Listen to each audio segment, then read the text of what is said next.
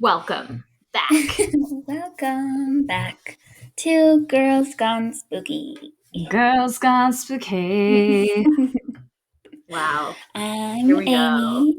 And I'm Olivia. And yeah, we have a really good episode today. Yeah, I'm so I'm excited. So I'll just get right into it. Okay. We are talking about Appalachia, which I'm just so excited because it's just so damn spooky and there's so much creepy stuff there. I put like a little list together of like some of the things that we've talked about before that are really from this region. Also, how do you pronounce it? Appalachia or Appalachia? I've always said Appalachia, but Me too. I don't know what they actually say there. I think locals call it Appalachia. Okay. But then again, they have an accent. So, I mean, Yeah, I'm going to call that's it true. Appalachia because it Okay. fits our accent. Yes. But, Yep, it's what we know. Yeah, exactly. So this area is, just to quickly like describe it, it covers a few different states, and actually we'll probably put like a map on our Instagram. But it covers a bunch of different states. West Virginia is the only state that's like fully inside of the Appalachian Mountain Territory. But it goes all the way up to New York, down to like Mississippi, Alabama, Tennessee, Kentucky, Virginia, North Carolina, South Carolina, Georgia. Did I say Georgia? Bits of Ohio. Like it's huge. It's this like area that just wraps like a little line, diagonal line from south to northeast. So Yeah. it's a big ass area, and as you can imagine, like a lot of creepy stuff is captured in that large swath of the United States. But it's home to Bigfoot, who of course we've talked about before, and also appears outside of this region. It's home to the Bell Witch. It's home to Mothman, Amy's favorite. It's Yes. home to the Wampus cat, all of which I think we've spoken about. Yeah. Others that we haven't talked about, but I'm going to just like touch on really quickly. Brown mountain lights, similar to the Table Mountain light beings that we talked about last episode in the South Africa episode. But these have more of like an indigenous history with a lot of like violence and killings, and it's thought to be like residual spirits from that. This is one where they've also done a ton of research trying to understand like where these lights come from, because it's something that like objectively happens. Like it's not like, oh, I was in the woods alone and I saw something. It's like people see it from a distance and they don't know what it is. Yeah. So Brown Mountain Lights, the Snallygaster, which is like half bird, half chimera, which I think we may have actually touched on briefly in some of our like cryptid episodes. Yep, I think so. But it like reportedly terrorized 18th century German immigrants, very specific, but that's where Snallygaster came from. And then also something called moon-eyed people, which is like a really creepy image. It also has indigenous roots as well. So I'm not going to be going into any of those topics today, but I just wanted to lay the foundation that this is a spooky motherfucking territory. Yeah. And I'm going to be talking about some more run-of-the-mill Appalachian horror, which is the woods. So the woods in Appalachia, if you've ever read anything about this area being creepy backwoods, this is the deal. And there are very known rules that you must abide by in order to basically survive. And I found a perfect story that summarizes these rules from a Redditor, of course. Their username is hypnoteyes_lonely. Oh no, you lonely? You're lonely. But it's called Hiking in Appalachia, the basics. So I'm going to dive right in. I'm a simple man who likes simple things. One of those things is hiking, like Amy. I've been hiking everywhere, all over the continental U.S., in the Rocky Mountains, the Ozarks, but most especially the Appalachian Trail. Hiking through those mountains is not the easiest thing to do, especially if you're hiking all the way up the whole range from beginning to end, which again is that like huge stretch. That's um, crazy. yeah, it's wild. I've only ever walked the whole thing once, took around 6 months. And in those 6 months, I saw a lot. And I learned how to survive. So I'm passing my knowledge to you all now. First and most important rule is if you hear your name in the Appalachian Mountains, no, you didn't. Uh-huh. A lot of that. The Scary. if you Yeah. blank, no, you didn't. No. No, you didn't. Mhm. Especially if you're traveling alone, and especially if you're alone at night or if that voice wakes you up from a dead sleep. Don't answer, don't acknowledge it. Keep hiking, or if you've been woken up, do not go back to sleep. Build a Whoa. fire and keep yourself awake at all costs. It knows where you are now, but as long as you don't slip up and doze off, you'll live. Wow. Like a little heavy. Extreme. Yeah. Second rule is just as important. If you hear screaming in the Appalachian Mountains, especially a woman scream, no, you didn't. Ignore it at all costs and do not try to find the source. It could be foxes mating, it could be a mountain lion, it could be a person in need of actual help, or it could be something you don't even want to know exists. It's never a good idea to risk it unless you're perving on foxes or have a death wish. Oh You know God. that scream and no one will ever, you follow that scream and no one will ever find your body. Ooh, scary. Third But rule. Yeah, then go ahead. that's like, what if you're a woman in the forest who Yeah, actually needs help? Like, no one's gonna I help know. you. That's so unfortunate. But Yeah. also, I feel like, I mean, very unfortunately, women don't do certain things. Like, Mhm. I had this guy friend who was like, yeah, I mean, why don't you just do your runs at night? And I was like, are you completely Yeah. disconnected from our society? Like, I'm not Mhm. trying to get raped and killed, thank you. Yeah. Like, That's women don't walk alone at night. You don't walk mhm. with headphones on. Like, there's so much stuff we don't do that men just don't even Yep. think twice about because it's just simply not safe. Right. And that's one of these things. Like, I feel like Yeah. maybe we're not going to hike alone in the Yeah. Appalachians. Probably not. Yeah. Probably not, but it's valid points. Yeah. Scary. Either way. Either way. Third rule, never whistle, especially at night. Oh. Not to get your buddy's attention, not to keep your mind busy, not even as a stim to keep yourself awake. If you whistle, you're telling the entire forest and all the things in it, here I am, come and get it. And trust me when I say some of those things you don't want knowing your location, and I'm not referring to mountain lions. Oh. Rule number 4. When you seal your tent up for the night before sleeping, seal that thing tight. If anything gets in, that sunset you saw through the trees will be your last. Most things in the mountains will see a tent and think nothing of it, and the smarter things will leave well enough alone if they see no way in. Make sure your tent has no holes anywhere and keep that tent in good condition, or I can't guarantee your safety.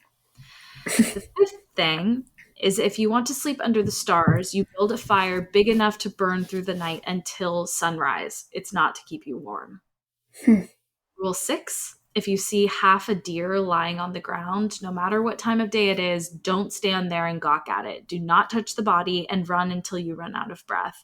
It's still there and it's baiting you. It knows you have morbid curiosity and it's stronger than you, but won't chase you. Don't be an idiot and think you can fight it, because not only will no one find your body, but even if someone did, all they'd find would be teeth and bone fragments. Oh God. Wow. This is extreme. Really extreme. And rule number 7, if you get attacked by a human or an animal, fight tooth and nail to save your life. But if something else catches you, just give in. If you carry a sidearm, make sure you got 2 bullets in it. If you think you can scare it off or hurt the thing that's attacking you, and it isn't an animal, shoot 1 bullet at it. If it doesn't run off, you know what to do with the other one. Oh my God. Whoa. So here are the rules of the Appalachian Mountains. And these are rules that, like, I mentioned this last episode too, is this woman, Morgan, on TikTok. Mhm. She lives in the Appalachian Mountains and has like so many stories about this. And she's Right. equally as like intense about all of this stuff. Like, Mhm. like realizing like she was with her husband and he like whistled at her and Right. they both were like, oh my God. And then it was like, walk to the car, don't run, walk. Like it's like Mhm. creepy shit like that you can like feel that there's something else there Yeah. that wants not good things with you. So Yeah. Oh, spooky. we will kick it off with that and I'll pass it over to you. Okay. Yeah. I took a little different route and tried to find some specific stories, ghosts, etc. in Mhm. this region. There's And so so, much. yeah, we're going to start with my favorite one. Okay. And this is just a little teaser from this article. Um, Zona Heaster Shue, a pretty young bride married to a handsome man, her whole life before her, dead from heart failure or maybe complications from a miscarriage. Or was it murder? Murder. Zona's heartbroken mother insisted her daughter had been killed by her good looking husband. So, Important detail. He's yeah, a look. yeah, you have to know that. Okay, so Zona's mother, Mary J. Hester, was against the match between her only daughter and Erasmus Stribling Trout Shue from the I'm start. sorry. Erastus Trout? That's a Harry Erasmus, Potter. Oh, yeah, sorry. That's a Harry Stribling. Potter name. Yeah, it is. God. Yeah, Erasmus. She may, I think I would go by Trout. That's Yeah. cooler than Erasmus. Okay, so she was against it. She may not have known that he already had a criminal record and had served 2 years at the state penitentiary for stealing a horse. So he's trouble. Um, A Zona's hand. mother also may not have known that he had been unhappily married twice before. The first Ooh. wife discovered him after he abandoned or divorced him, sorry, after he abandoned her and their child. Mm. The second died when he claimed to have accidentally dropped a brick on her head while he was making repairs on the roof of their home. Accidentally. That sounds like it Unbelievable. definitely happened. Uh, a um, brick. yeah. Dropped a brick. The police are like, yeah, that fits. That tracks. Yeah. Different times back then, that's for It totally. sure. Okay, let's see. What is known for sure is that when Mary Hester met Trout Shue, who was calling himself Edward at the time, she didn't like him. This guy's a weirdo. Hi, my name's Edward. Yeah, just pick one out of the hat, really. Yeah. Jesus. Okay, so Zona, the daughter, eloped, wearing the same high collared, burgundy colored dress that her husband would dress her in after death. Ew. So, on the morning of her death in 1897, according to the Monroe Watchman, Shue left his blacksmith shop and went to a nearby house, asking the son to see if Mrs. Shue wanted to send to the store for anything. The boy found her lying on the floor, dead. Hmm. Mhm. Very, yeah. Later, the Greenbrier Independent would report from Trout Shue's trial for murder that after Dr. Knapp was unable to resuscitate Zona, Shue requested the doctor to make no further examination of the body, that he assisted in dressing the body, and in doing so, put around the neck a high collar and a large veil several times folded, and tied in a large bow under the chin, that the head was observed by a number of the witnesses to be very loose upon the neck and would drop from Oh, side to side when not supported. what the fuck? So, yeah, how is this guy getting away with this? Like, he's It like, seems so I wanna dress her, and they're obvious. fine. Yeah, Jesus. I don't know. And still, she was buried with no charges made against Shue. And then, Forensics had a long way to go. yeah, that's for sure. Zona's mother said her daughter had appeared to her and told her what really happened. So her daughter's ghost has returned. I love that. Mary Hester told her account to the county prosecuting attorney. He didn't dismiss her, but asked for names of people who might have information. When the prosecutor spoke to Dr. Knapp and learned how the husband had prevented a full examination of the body, he pursued having Zona's body exhumed and an autopsy performed. Her neck was found broken and her windpipe crushed, evidence of murder by strangulation. So, surprise. At Trout Shue's trial, Mary Hester testified it was no dream, according to the Greenbrier Independent. She came back and told me that he was mad that she didn't have no meat cooked for supper. But this Is that a quote? Yes, that's a quote. But the second night, she told me that her neck was squeezed off at the first joint, and it was just as she told me. So, yeah, that's a direct quote from the mom. Squeezed off? Yeah.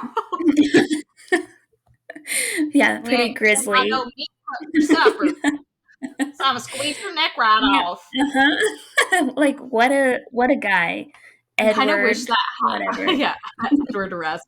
I kind of wish that hadn't been a quote and you had just summoned meat. I channeled it. Possessed. Yeah. Oh God. By like a West Virginian 1890s ghost. Most unlikely possession. Yeah. Oh, sorry. Okay. Imagine. I ain't got no meat cooked for supper. So that was the motive was no meat for supper. I'm gonna say that to Noah next time I like go over to his place and we'll have dinner. You ain't got no meat cooked for supper. I'm gonna squeeze your head right off. He'll love it. Very flirty.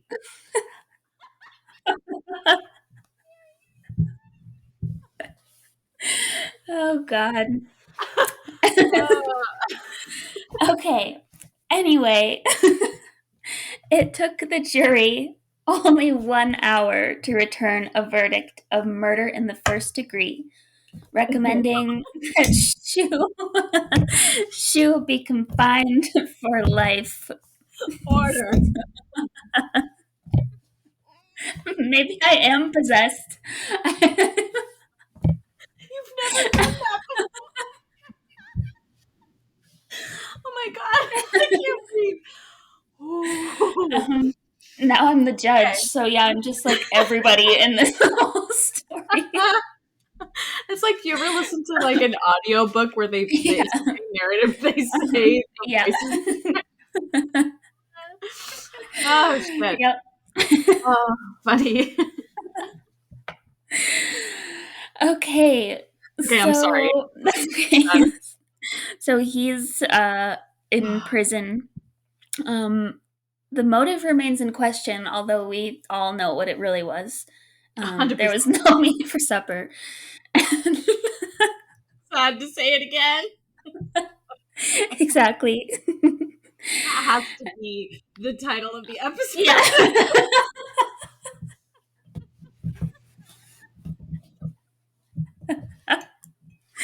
No meat cooked for supper.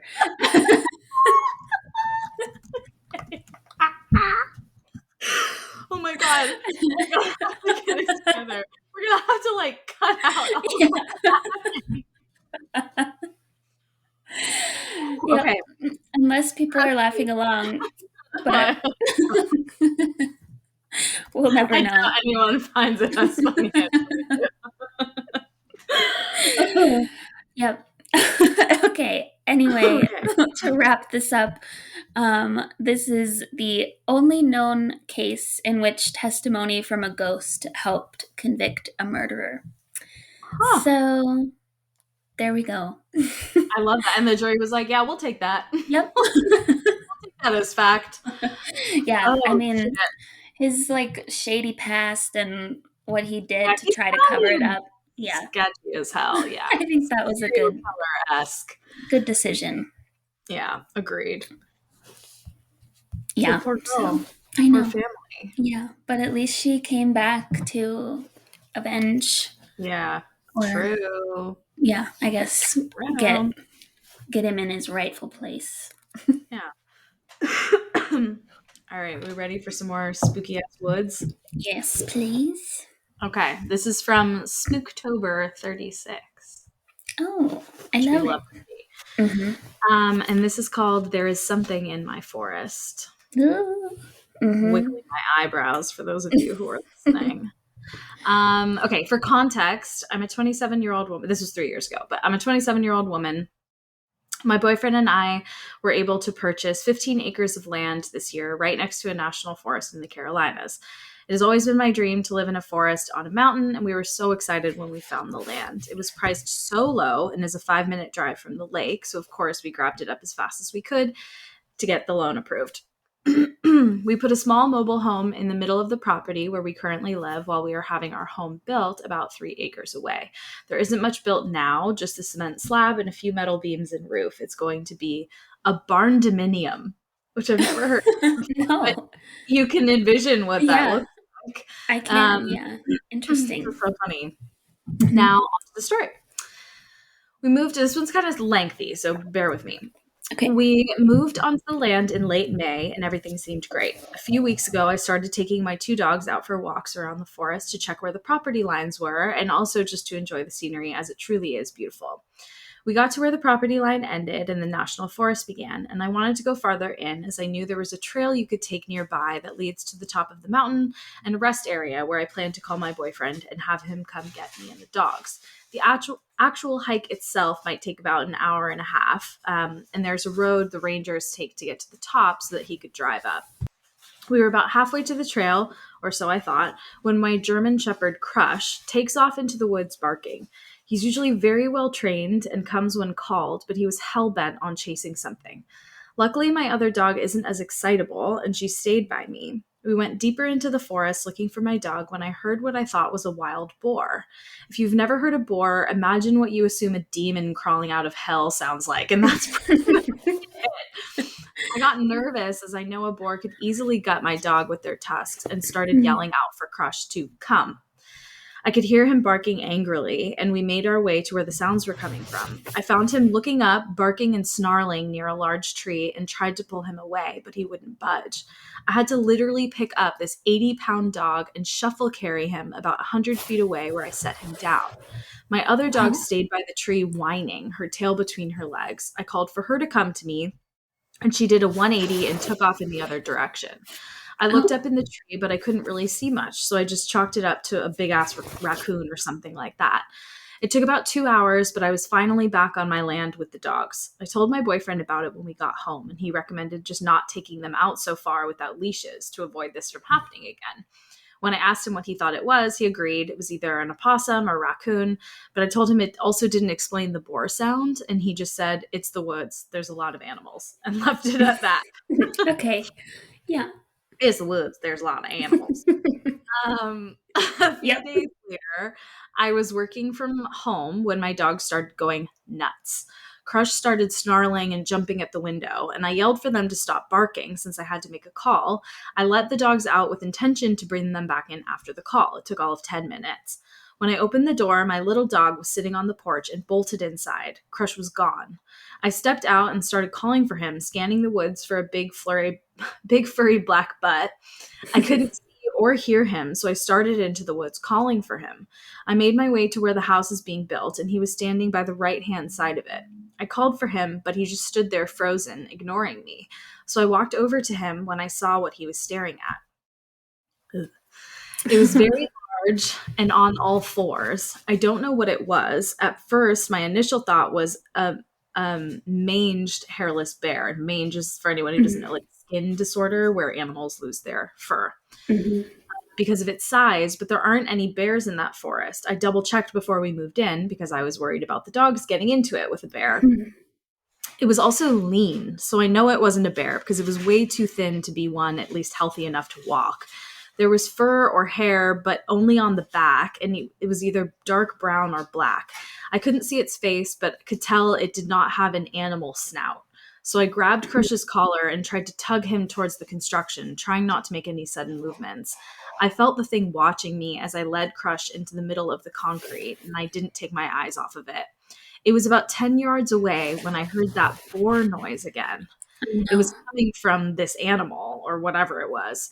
Crush started barking and jumping towards it with me attached to him via collar, and I just said, fuck that, and jerked Crush back towards me and started running towards the mobile home. I slammed the door, locking it behind me, and grabbed my gun. I called my boyfriend a few times before he answered and started yelling at him to come home, and there's something on the property. He was home in 10 minutes and took his truck over to the construction area. When he got back, he said he didn't see anything.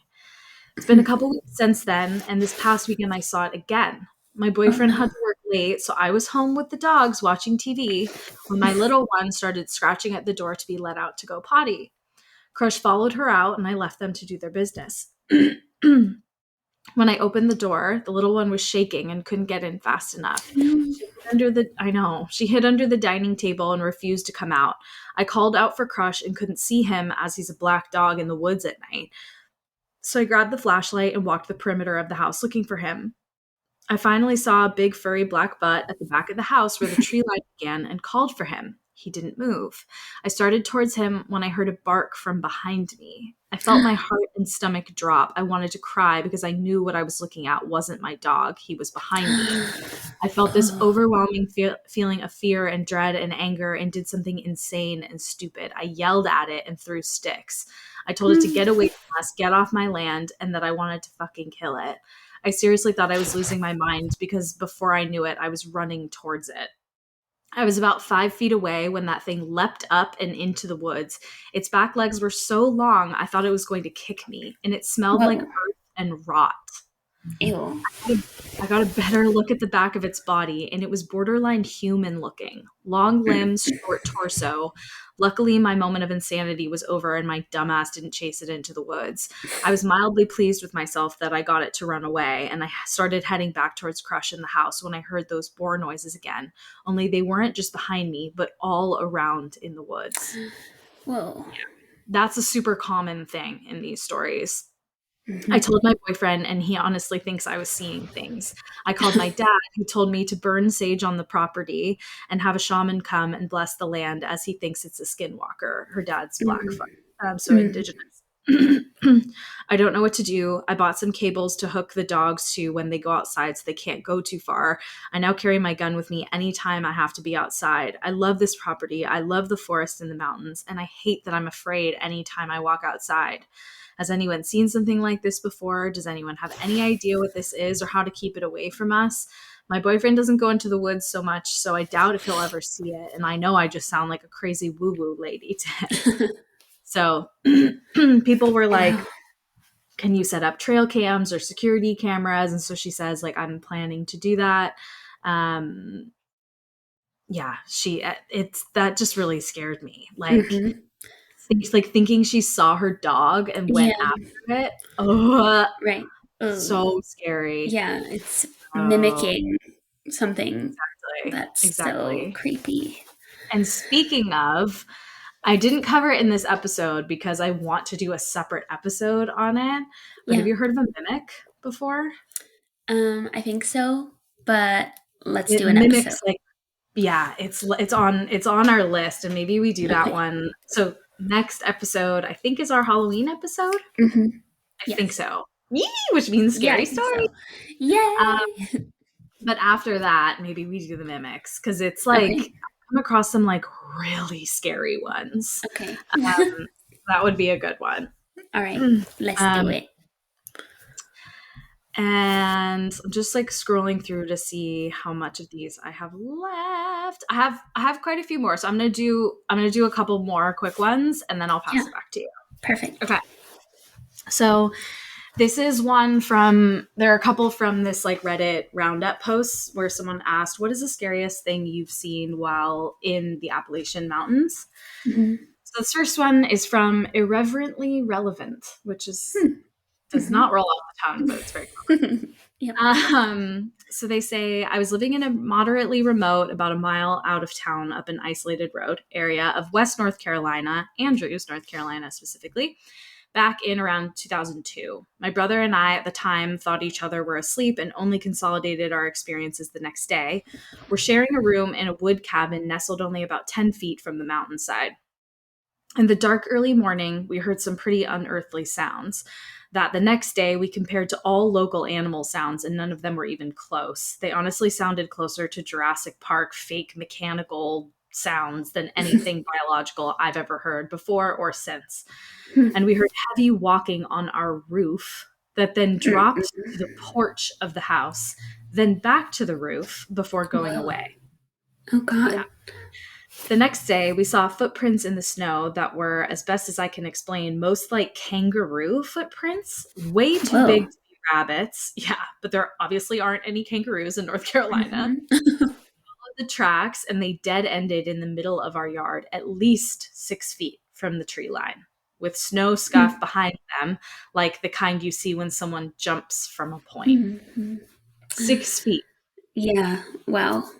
Yeah. But again, there was nowhere nearby to jump to within any reasonable distance to a bipedal animal or even a human. It was just like it took off directly up.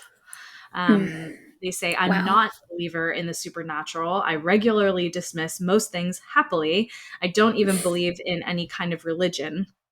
But this is one thing that I really just can't, despite my best efforts, explain. And I've tried repeatedly since it happened, but I've got nothing. The most likely thing on the surface would be a cougar, but it doesn't make sense for that. I've heard a ton of cougar sounds, seen cougar prints, etc., and none of it matches up. It wasn't a cougar. It wasn't even close. I still, to this day, 10 years later, have no idea what it was. And I'm honestly still a tiny bit freaked out to stay at my mom's house.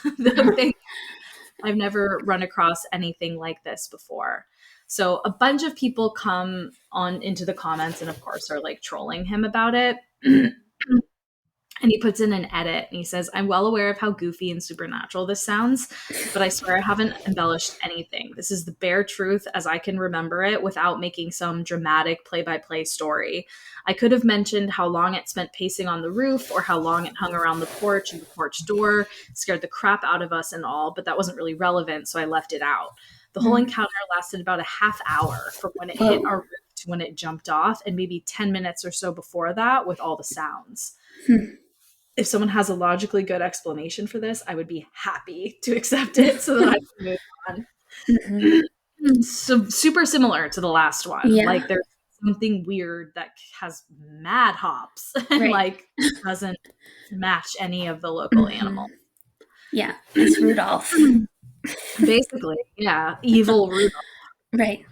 Because they said it was winter, right? So yeah, it's exactly. Santa. If Santa's a skinwalker. Yeah. Ew, yikes. Ew, gross.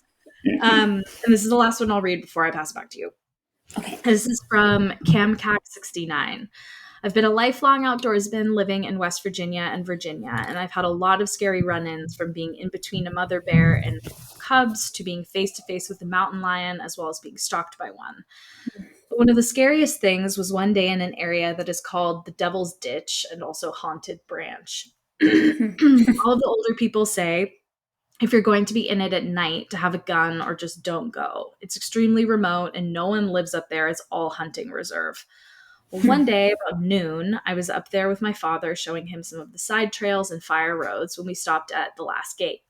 It's the farthest you can go into it by vehicle. We were going to stop and take a break because I needed to piss, or as I like, whiz. And he was looking at the maps. Yeah, piss just is kind of gross. Yeah. And he was looking at the maps. Well, I'm standing on a rock looking into the woods, whizzing, and there's a lot of undergrowth with larger poplars growing up through it. You'd be lucky to see 5 or 10 feet into the woods at eye level. So I start whizzing when all of a sudden poplar trees start shaking about 10 to 15 feet in front of me. I'm looking up at about 20 feet in the air at the trees, and they're moving back and forth violently. And while this is occurring, we heard what sounded like monkeys or almost like samurai sounding talk.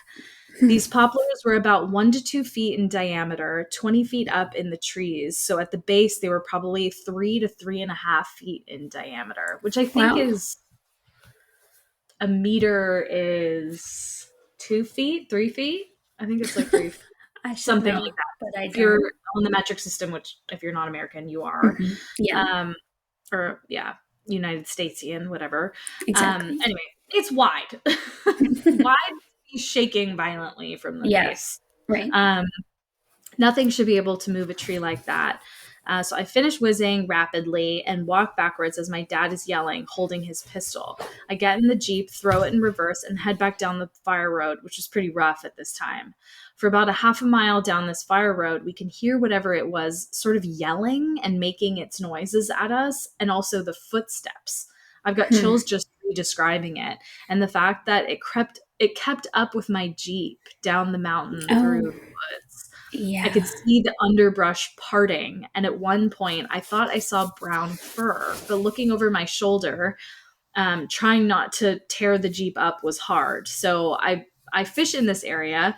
I target shoot up there with buddies and hunt, and we've heard things that sound like kind of monkeys if it gets Hmm. closer to dark. Rocks have quote unquote fallen off the mountainside in places where there are no rock outcroppings. I've had a Hmm. friend's truck get rocked in the middle of the night. And yes, there are a lot of bears, but most of the time a bear will only mess with the vehicle if there's food in it. I'm by no means a Bigfoot believer, but I'm also not a denier.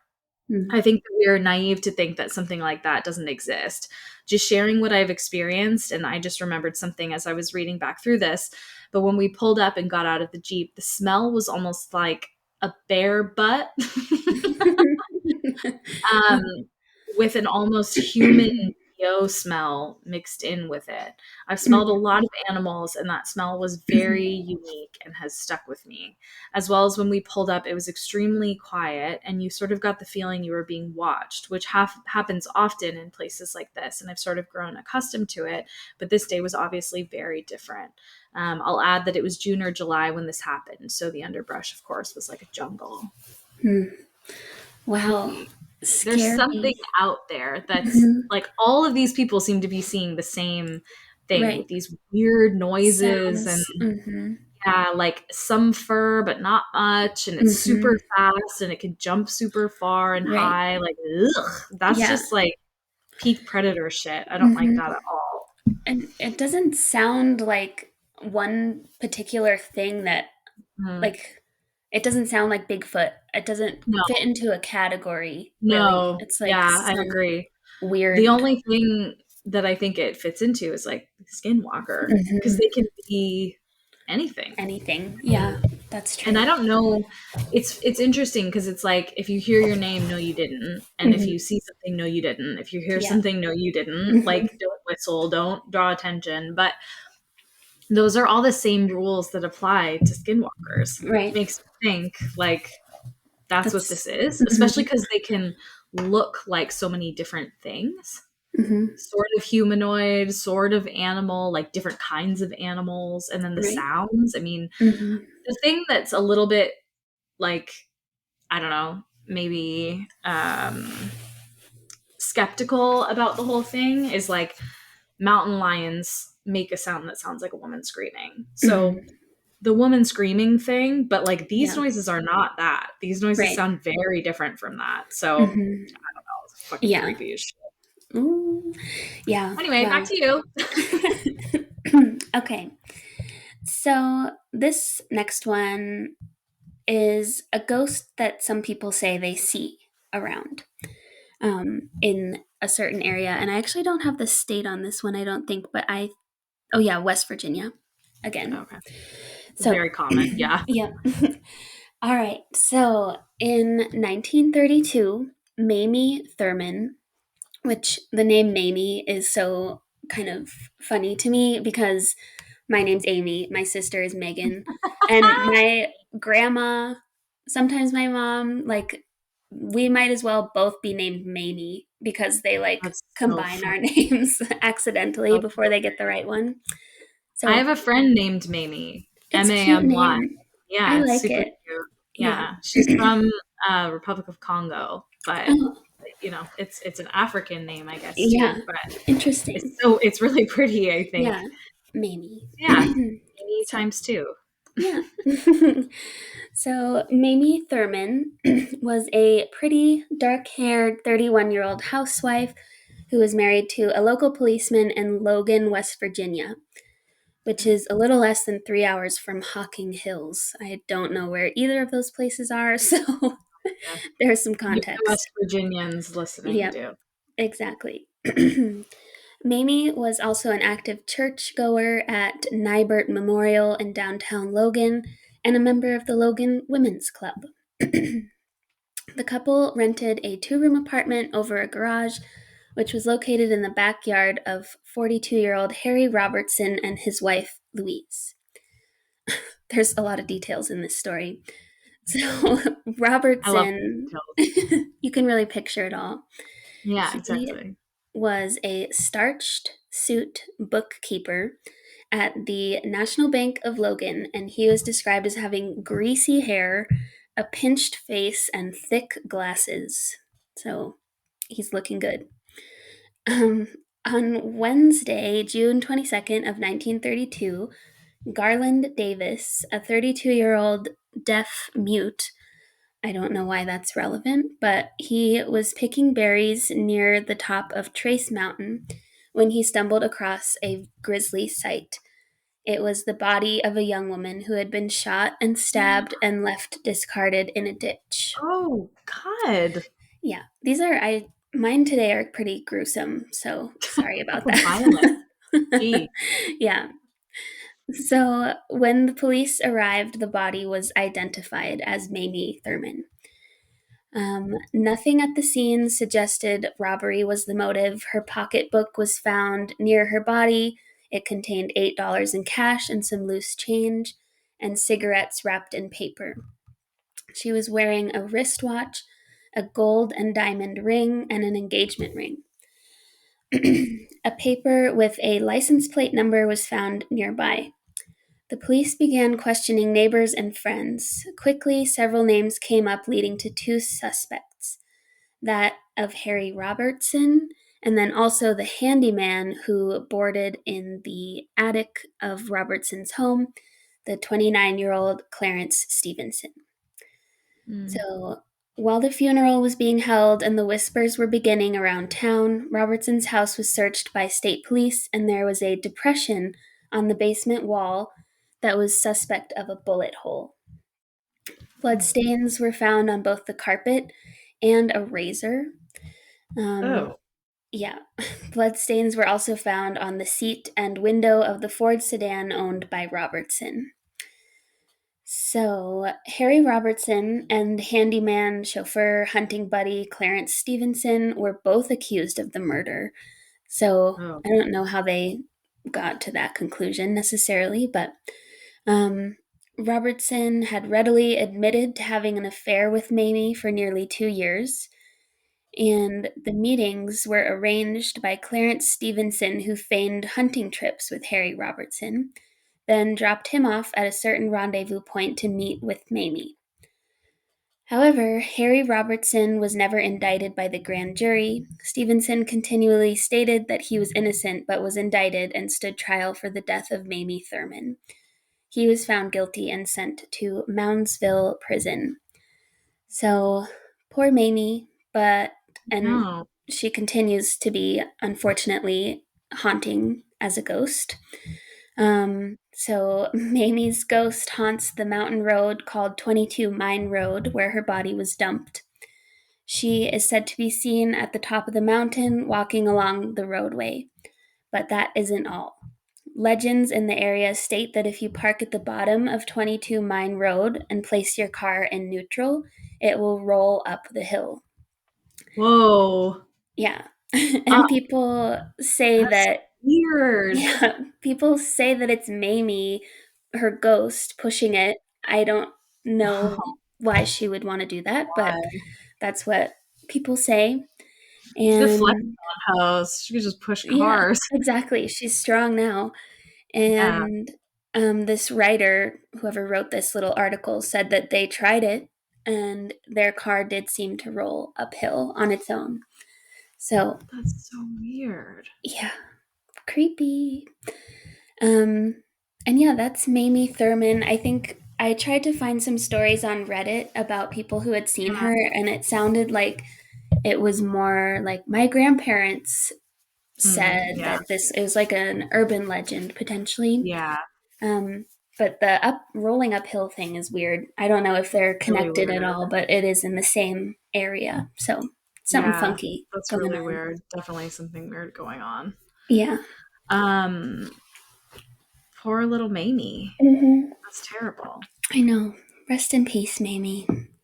Very sad. Well, back to some scary fucking woods shit. Yes, please. Okay. This next one is from Taustind on Reddit, of course. The title is Creepy Stuff Happening. Content warning. Scary encounters. I feel like we should put that content warning on all of our scary Yeah. encounters. It's, the Um, entire show. the entire show. I mean, I guess that's like what people expect, given the title. But Right. okay, so they say, so I'm not sure what to make of the events of today/tonight on my vacation. I never believed that some of the more scary urban myths or legends of Appalachia are real, but I've never experienced the level of fear that I've had tonight. My husband and I are staying in a secluded cabin, in quotes, in Sawtee Nakuchi, just outside of Helen, Georgia. We woke up Monday morning to the sound of someone beating on the door and yelling. I got up quickly and in a panic and went to see what was going on, but I could see the person walking away as I made my way downstairs. When I opened the door, no one was there. There hadn't been a car, and the road to the cabin was long enough that I think I would have seen the person still walking away, but there was just no one there. My cabin rental said they had no one out there besides us and said to just call back if something happened like that again. We go about our day still a little shaken, but we had a great day. Went on a hike, got some good food, did some tourist shopping. Fast forward to this evening, and we're trying to put sheets over the doors that had no curtains, and we heard some footsteps approaching behind our cabin porch. We both immediately stopped and looked over, and the sound stopped. Of course, this could have just been an animal, but it still kind of freaked me out. Then, about 30 seconds later, I saw what looked like headlights passing by the trees behind the porch. But again, we were the only ones out there, and there was no vehicle besides my own, and the headlights were facing away from the cabin on their car. We start watching some TV, paused our show to get a snack, and we hear coming from outside what almost sound like musical notes being played one by one with no organization or rhythm or anything. It sounded close and far away at the same time, almost like an echo, but reversed, because it sounded like it got louder the closer it came. So it started far and came close instead of the other way around. This went on for maybe 2 or 3 minutes. I was trying to play it off as maybe some kind of animal call, but I just knew that was not what it was. We start the show again, finished the episode about 30 minutes later. And by this time, I had such an uneasy feeling. My husband suggested we just go to sleep, get some rest, and maybe leave in the morning. I knew I wouldn't be able to sleep, and we both had a feeling that we were not safe there. I called my mom hoping to get some advice, but as soon as I heard her voice, I burst into tears right away as I told her I felt unsafe there. She Always immediately happens. said, you should, literally, you remember like, tangent, but like when you're little and you're home or you're at school and you are sick and you're like not feeling good, you're like, I just want to go home, but you're not like teary. Yeah. You're like, they call the office calls your mom. The second you hear her voice, you're like, I don't feel good. Can I go home? Yeah. This is me off, man. Yeah. Oh, sweetie, you're not feeling well. I'm like, Yeah. I mean, even now at I 30 know. years old, it's like if I'm a little bit sad about something, then I call my mom. I'm like, that's when I start crying. Yeah. No one makes you cry like mom. No, just But in kind of a comfort. nice way. Yeah. Very comforting. Okay. But she immediately said you should leave as soon as you can, which was weird because she hates when I have to drive anywhere at night. Almost 2 hours later, 2:30 a.m., we make it back home and I feel much better, but I feel very shaken up. I feel like some of those myths are wild, but I can't help but wonder what the hell could have been out there, because that musical note sound we heard did not sound like it came from an animal or from a human for that matter. I guess it could have been someone trying to scare us, or worse, someone trying to harm us. Or maybe it could have been an encounter with some kind of Appalachian legend. I don't know, but I'm curious what others with more experience have to say, with a similar a situation, or any other thoughts on this. I just had a gut feeling that we would have been in harm's way if we stayed. Just like really Yeah. creepy. Those gut feelings, like an Yeah, not instinct to good. run. So Yeah, scary. exactly. And this one is actually from someone who's deleted their account, so their username isn't available anymore, but it's titled Growing Up in the Appalachian Mountains. I could give you a million times as kid and young adult I felt scared or paranoid playing in the woods. It's a beautiful place, and I spent my entire childhood getting lost, not literally, out there by myself or with friends. As kids, we never got too far out there, but you could actually see the progression of us venturing further and further out as we got older because of forts and carvings we would leave. This one particular time, like 1,000 times before, my friend and I had just graduated high school. It was our last summer of freedom, and we spent the entire summer camping and hiking out there. That just sounds so like idyllic. It Um, does. we had tried to find we had decided to try and find a new place to set up camp, and walked for what felt like a few miles probably before we came to a nice clearing. The area was relatively new to both of us. We got the camp set up and fire going, and the plan was to wait until nightfall, smoke some weed, and play Monopoly. That sounds like a perfect night. Well, minus the camping for me, because I don't like camping. For sake of backstory on my friend and I, my buddy is a smaller, real goofy guy, but comes from a family of foresters and always has had a very deep understanding of all the trees and different plants that you come across. He had no fear of going out and camping by himself. If I spend 10,000 hours in the woods, he probably spent 50,000. As for me, I'm a taller, sturdier guy, and as we got older, I spent more time worried about women and sports, and the woods became a place for small parties. Also, I never had the balls to camp out alone. In fact, older me wouldn't go far at all when I was alone, because I could never shake the feeling of being watched, which was just paranoia, but still a very uneasy feeling. Anyways, camp is set, fire's going, but it's getting lower and needs wood. Sun is down, and we're both cutting up and having a good time. My friend is sitting on this little chair he always brought and loading up this makeshift bong, and I was crouched, breaking some excess limbs off some of the logs we had gathered for the fire. All of a sudden, this strong breeze cuts through the clearing. I couldn't tell you if it was the suddenness of it or what, but my friend and I both stopped immediately and looked at each other. The breeze went just long enough to flicker our fire down to a small flame. We both sat completely still in almost total darkness, neither of us saying a word. Across from us, on the other side of the fire, we could hear footsteps. They sounded like somebody was running and would slow to a walk and then run again, and definitely on two legs. By the sound of it, they were pacing back and forth over the same spot. Then, just like it started, it stopped with a softer crunch on the underbrush. I knew by the sound it had taken a crouch. I had crouched still and knew I was staring right at it in the dark. My friend grabbed my shoulder and said, "Buddy." And when he did, I felt this surge of fear come over me. I could feel it and hear it in him. And I had been so fixed on the footsteps and rationalizing what I'd heard that I hadn't even considered being afraid. But now it was true fear. It was raw and made me feel really helpless. I could hear my friend after a while grab some leaves and drop them on the fire. For a split second, the leaves covered the fire and we were in pure darkness. And then the fire sprang back to life. We both quickly grabbed more leaves and brush and threw it on the fire. I got sticks and logs on there, and neither of us took our eyes off the spot or moved much for over an hour. Finally, the leaves crunched and it slowly walked off. Whatever it was had sat crouched watching us without moving for far longer than any animal would. It wasn't until after the footsteps disappeared that I realized the smell had disappeared as well. It smelled like a paper mill, spoiled eggs almost, or Ew. sulfur. For the rest Yikes. of the night, besides whispered remarks, neither of us really moved or stopped looking at that spot. Nobody went into the tent, and I had a very short, light sleep sitting on the ground with my head rested on my hands. My friend never went to sleep. In the morning, we packed up and silently walked back home. To this day, we talk about it. In the 7 to 8 years since it happened, my forester friend has not camped by himself out there since. Oh no, it ruined his It really experience. scared him. Yeah. Yeah. Oh, So that is really scary. really fucking scary. I mean, I would be terrified Hmm. if I came across that. Yeah.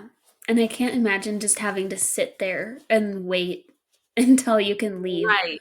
That, like, how Right. miserable. Oh my god. So I have one more, and then I'll pass it back to you. Okay. I go to a university in Asheville, North Carolina, and in my freshman year here, I went camping a couple times with some close friends. We always went to the same campsite by the French Broad River, pretty cheap and tucked away in the trees. This particular mid November camping trip was like the first couple. We loaded up on supplies, piled into my friend Jacob's truck to go to the campsite. We set up our tent sometime around dusk, ate food, dicked around for a while, and finally went to bed after midnight. I woke up sometime before dawn and I had to pee. I bundled up in a second sweater because late fall nights get very chilly here and went outside to do my business. When I say that our campsite was right next to the river, I mean right next to the river, less than 20 feet from the edge of the water. So I decided to pop a squat behind a tree on the riverbank and look at the water while I took a whiz. And she actually said, whiz. I love it. Uh-huh. I was still pretty drowsy at that point, and the cold wasn't doing much to wake me up. I was just gazing out at the river, eyes almost glazed over, when I spotted something. A figure was standing in the middle of the freezing cold French Broad River at 3 in the fucking morning. I'm pretty sure my pee stream retracted back up into me. Uh-huh. The moonlight, 100%. The moonlight was fairly bright, but I knew that sleepy eyes can play tricks on you. I squinted my eyes, widened them as far as they could go, shielded them and everything, and it was definitely a person Mm. about halfway Oh. across the river, standing waist deep in the Mm. running water. I couldn't tell in the dark, but I'm pretty sure it was facing our camp. I don't know what gender it was, but the moonlight that reflected off it was pale enough to make me think it wasn't wearing any clothes. Oh God.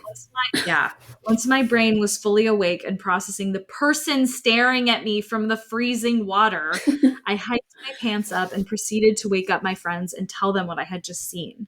We all looked out of the tent, and sure enough, River Person is still standing there completely fucking still. Oh God. We huddled back. Yeah, we huddled back in the tent to figure out what we were going to do. And eventually we packed up our shit and left before sunrise.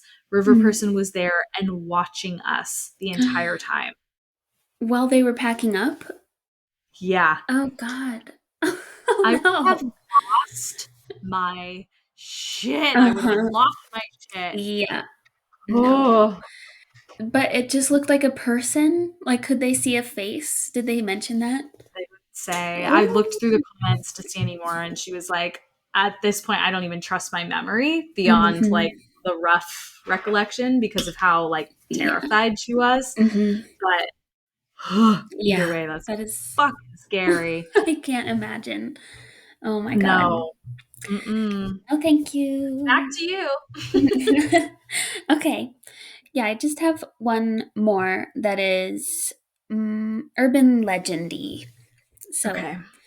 okay, this is Octavia Hatcher. She was 20 years old when she gave birth to her only child, Jacob, in early 1891.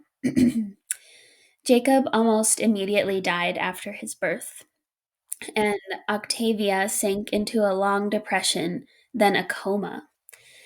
Oh. She died, I'm putting air quotes on that. Oh. That's important.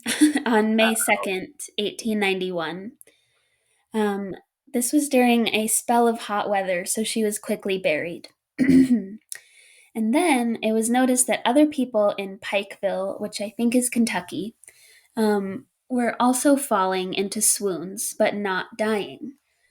And then in parentheses, they say the mass swooning may have been caused by mosquito borne encephalitis, or perhaps by Oh gas God. escaping from a coal mine. But obviously, they didn't really put that together then Yeah. because medicine wasn't that well developed yet. Yeah.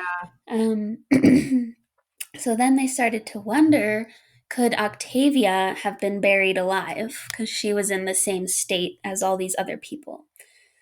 So they went to dig her up and found this horrible sight. Her fingernails were all bloody, the lining of the coffin was shredded, and her face was Oh, contorted.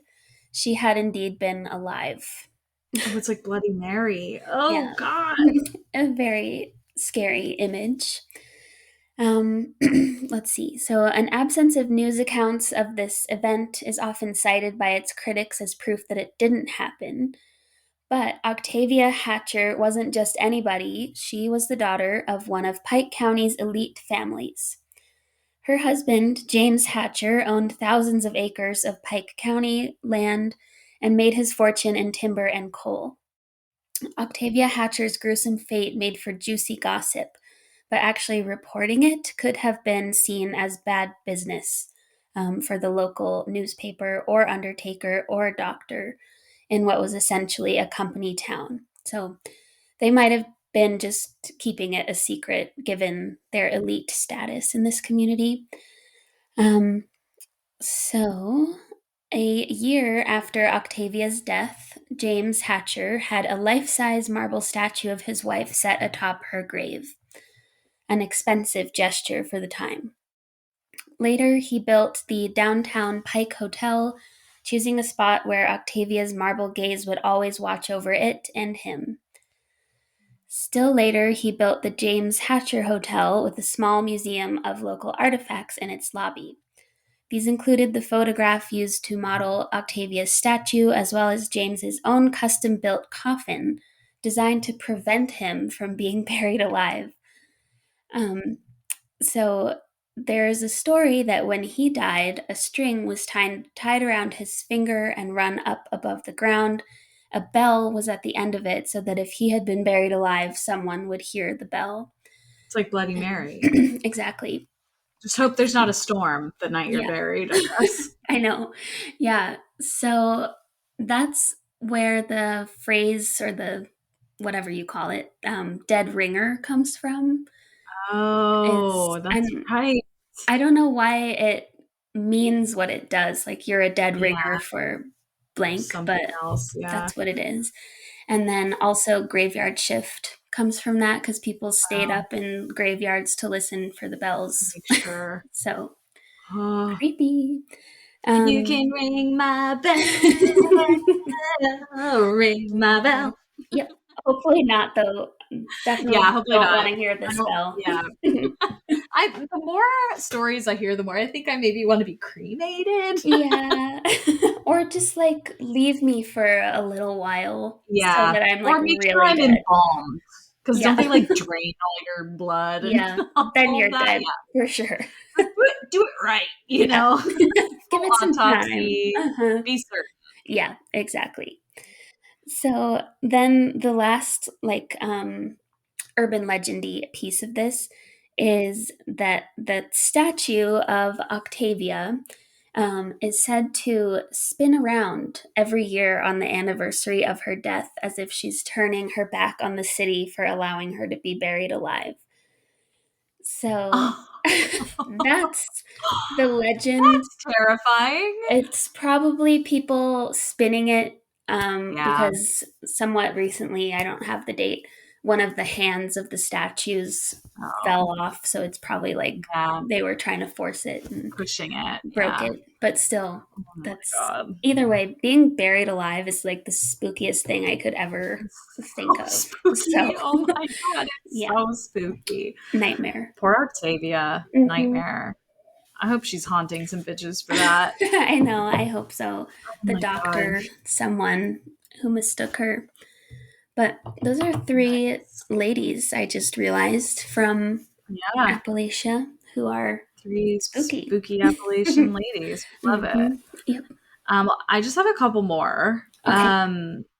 One of them, this one has a bit of a trigger slash content warning for substance abuse. So just a Okay. heads up on that. This one is from user Dems My Feet. Dims my feet. Dems My Feet. No meat for Um, supper. oh God. Okay.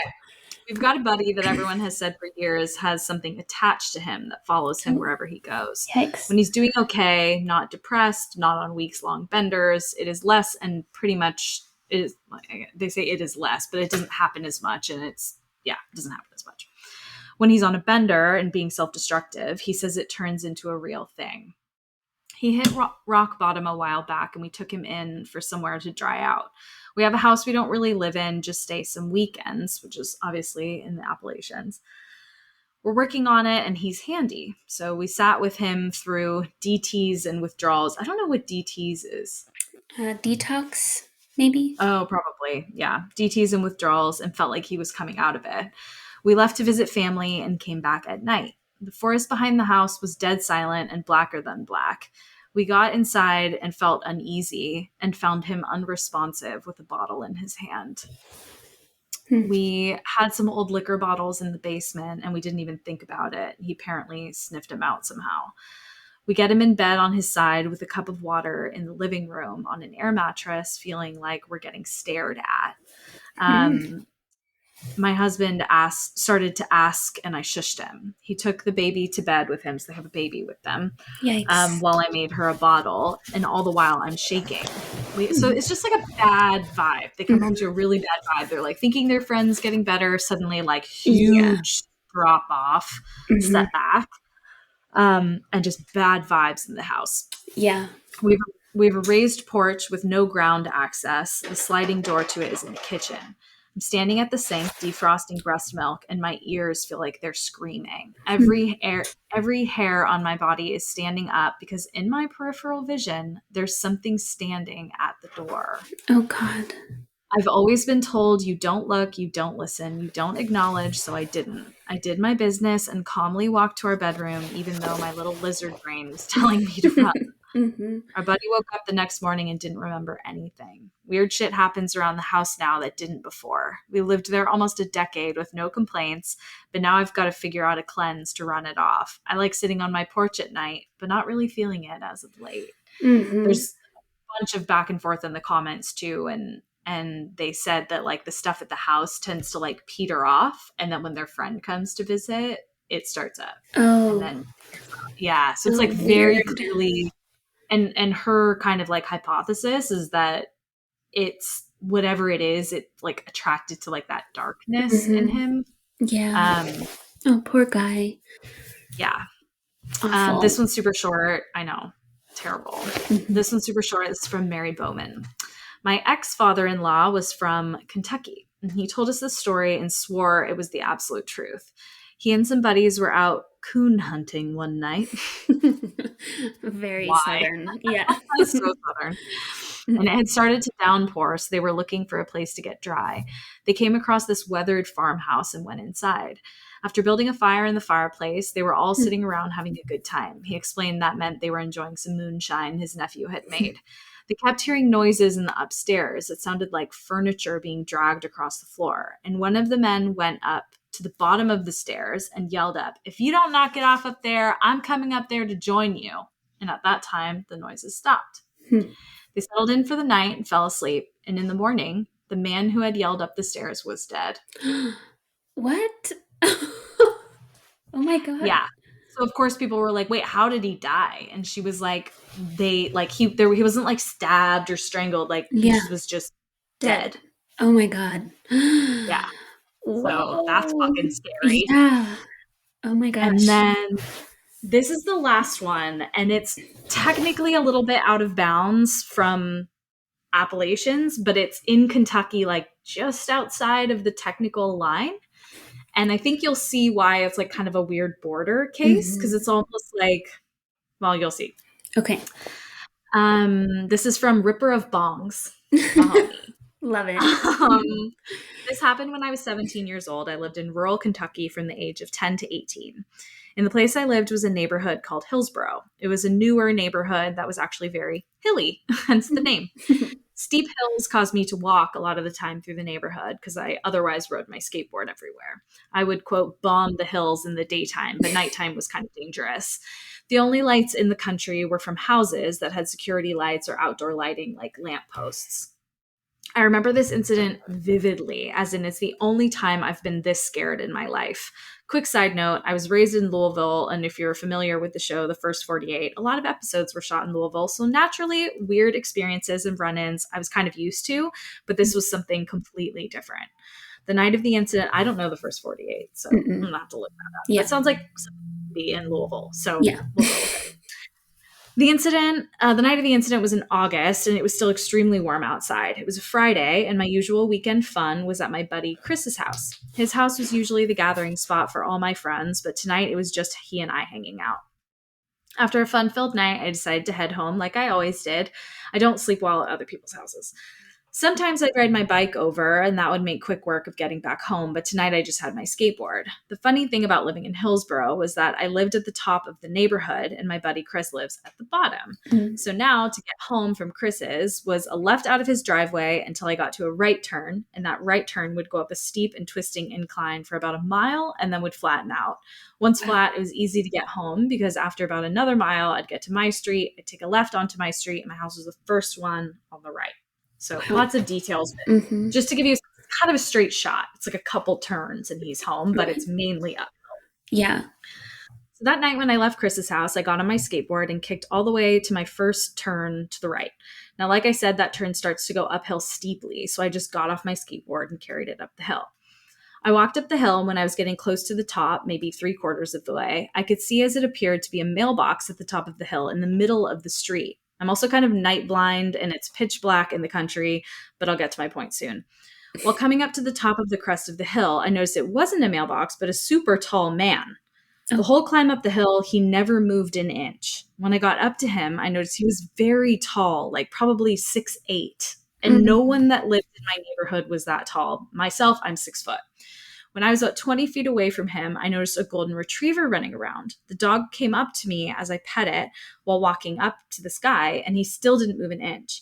He was wearing a green hoodie and blue jeans with the hood pulled down, and he had what appeared to be a property pole in his hands. If you don't know what this is, it's in the country used to help divide property and to help people know where their yard stops. So a property pole would be placed there in the ground. It's a tall piece of rebar with white plastic pipe over it to help it be more visible. So he had this white pipe in his hands, but was clenching it in front of him, almost like holding a cane, but taller. And he had both hands on the property pole, and he was looking at his feet. I started to feel really strange the closer I got to him, and I also thought the dog that was around was his. So I said to him whilst inching closer, "Nice dog, what's his name?" No response, no movement. The closer I got, about 10 feet away from him now, I noticed he didn't look at me. He didn't look at the dog. He just kept staring at the ground where his fists were clenched on this property pole. I couldn't make out his face because his hood was pulled over and down. And so I continued to get a little closer to him, and I asked, "Hey, I haven't seen you around. Do you live around here?" No response, no movement. The dog that I thought was his, that I was petting, seemed to be uneasy the closer I got to him, which really started to weird me out kind of badly. I thought maybe he had like a mental problem or something, and he got out of his house when he wasn't supposed to. He was extremely skinny, and again, probably 6'8". It seemed like he was almost shaped strangely the closer I got to him. The closest thing I could use to relate to his proportions now would be to say that he seemed like he was shaped like Slender Man. I don't That's what believe I've been thinking. I don't believe in Slender Man, nor was he an entity, anything like that. But his arms were much longer than normal for someone who would be that tall and lanky already. So I'm 5 feet from him now, and the dog is close to the back of my heels, but whimpering. And I ask him again, "Hey man, do you need help or something? And also, is this your dog?" No response, no movement, just exactly the same as I saw him walking up the hill the whole time. That instant, I knew something was extremely off, and I felt terror in my heart. I put my skateboard on the ground, got on, and started to kick as hard as I could, and I would look back every kick. He never raised his head. Another kick, nothing, never moved. Another kick, the dog was gone, ran away from him. Another kick, I look back, still nothing. He's still in the exact same spot, never moved an inch. I repeat this process until he's out of sight, and I'm about to make the left onto my street. When I got home, I locked every door, made sure every window was locked, and I peeped through the blinds until the sun came up. Never saw him, but that existential dread I felt was incomparable to anything I've ever experienced in my life. Mm-hmm. It almost felt as if my life was already over and there's nothing Oh, I could do about it. Like I whoa. felt everyone I knew was in danger and I couldn't do anything to save them. Hmm. I didn't sleep.